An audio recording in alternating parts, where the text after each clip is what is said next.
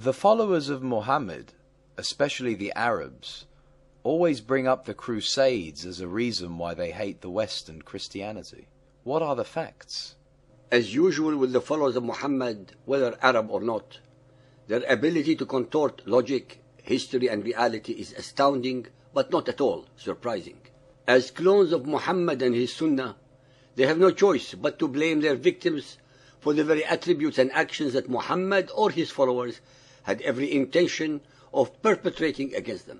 We have demonstrated this in our chapters 152a and b, called Projective Identification, as well as in others. As you all already know, they assert that the holy scriptures of the Christians and Jews had been corrupted, and hence are not the original divine revelations, thus arrogating to the Quran and only to the Quran the concept of uncorruptibility. Of course, they do so based on nothing more than their own self-serving agenda, without a single shred of evidence to corroborate or substantiate such obscenities of illogic. That is why not any of them have dared to take up our universal challenges. They are the ones who claim that their belief system is the best and should be the only one on earth. They are the ones who cannot show a single verse in Muhammad's Quran that is practical and spiritual or original, besides the vile, hate-mongering, warmongering and racist ones that fill its chapters. They are the ones who put all the blame for their self-inflicted misfortunes upon all others without once looking at themselves in the mirror. They cannot do so because the reflection that they would get and see is too horrible to contemplate. It is hence much easier to blame the West, Christianity, the Jews, Hindus, Zionism, communism, etc., etc., without the need to produce any proof. As we read daily on YouTube and see in the news, Muhammad's followers, and especially the Arabs, are in total and perpetual denial of facts and or reality. They suffer from the blame others syndrome. They do the same to the Crusades. They conveniently overlook and ignore, I may add wisely, the following facts. It was Muhammad, after all, who unilaterally declared total and eternal war against all those who do not believe in Allah and in Muhammad as the messenger of Allah. It was Muhammad who split humanity between his followers, the so-called believers, and the remaining majority of so-called unbelievers.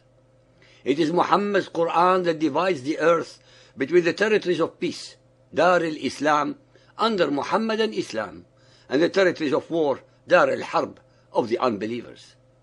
It was Muhammad who first attacked the native Christian Arabs of the Arabian Peninsula, subjugated and humiliated them, even though it was the Christian king of Ethiopia who held Muhammad's followers escaping alleged discrimination by the Quraysh.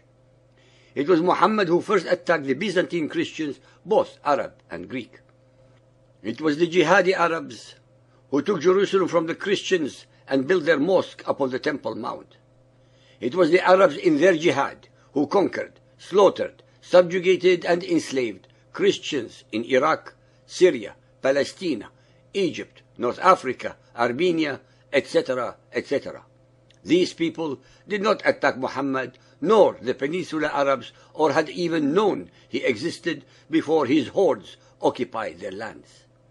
It was the Muhammadan Jihadi Arabs who converted the beautiful and magnificent cathedrals of the Christians into mosques. It was the Jihadi Arabs who ruled the conquered Christians under the egregious discriminatory rules of the Charter of Umar. It was the Jihadi Arabs and Muhammadans who plundered, enslaved and humiliated the Christian pilgrims on their way to Jerusalem.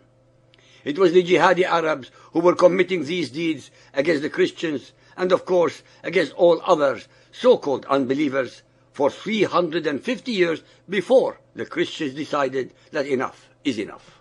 It is inconceivable for the Arabs to accept that the Christians had every right to take Jerusalem back, because under Muhammadan Islamic thought, any country conquered by the Muhammadans must remain forever Muslim.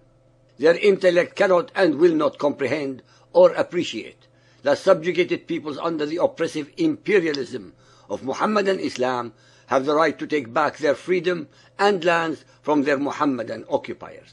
Since the time of the Emperor Constantine, Christians had gone on pilgrimages to the Holy Land. Even though Mohammedans had ruled Jerusalem since 638, Christians were still allowed to visit the city.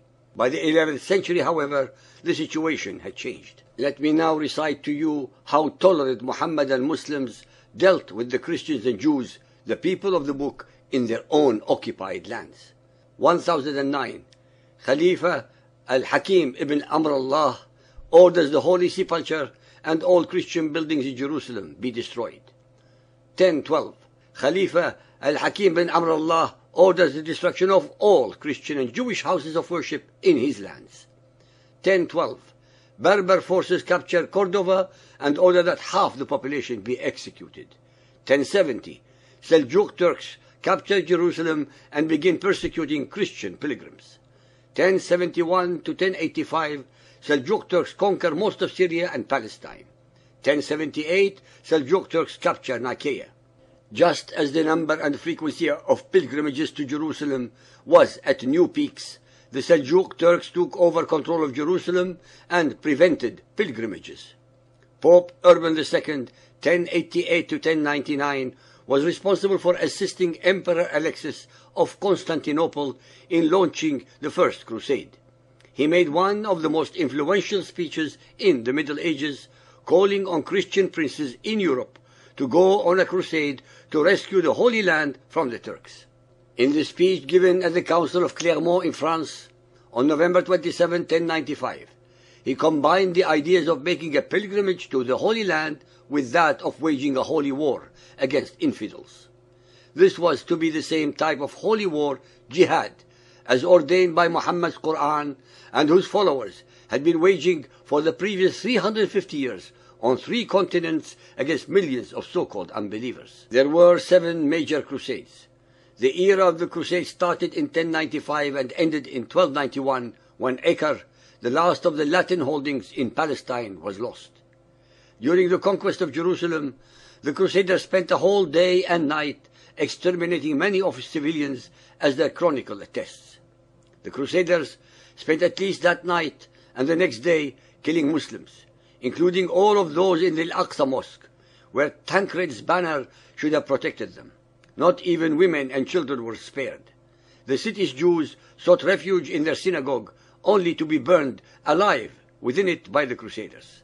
The Europeans also destroyed the monuments to Orthodox Christian saints and the tomb of Abraham.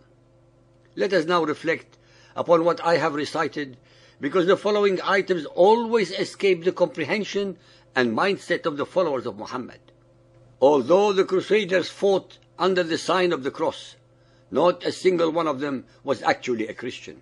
Not one of them, or any follower of Muhammad for that matter, can point out to a single verse in the New Testament that Jesus ordained upon his followers to wage holy war or to massacre anyone, civilians or otherwise. No such verse exists. The Crusaders slaughtered more Christians and Jews during the Crusades than they did the Mohammedans. In the Quran, on the other hand, Allah instructs his followers that the highest and best rewards, both in life and after death, are promised for those who slaughter the unbelievers for the sake of Allah. Jihad fi sabilillah. The Quran and Hadith contain hundreds upon hundreds of such unholy and ungodly verses. The Crusades pale both in their achievements and the length of their existence compared to the Mohammedan slaughter perpetrated and continues to be perpetrated today against all so-called unbelieving kuffars, 80% of humanity, all Christians, Buddhists, Hindus, animists, Jews, as well as other sects of Mohammedan Islam. Only in Muhammad's Quran can anyone find such an obscene, alleged divine sanctification, but in no other belief system in human recorded history.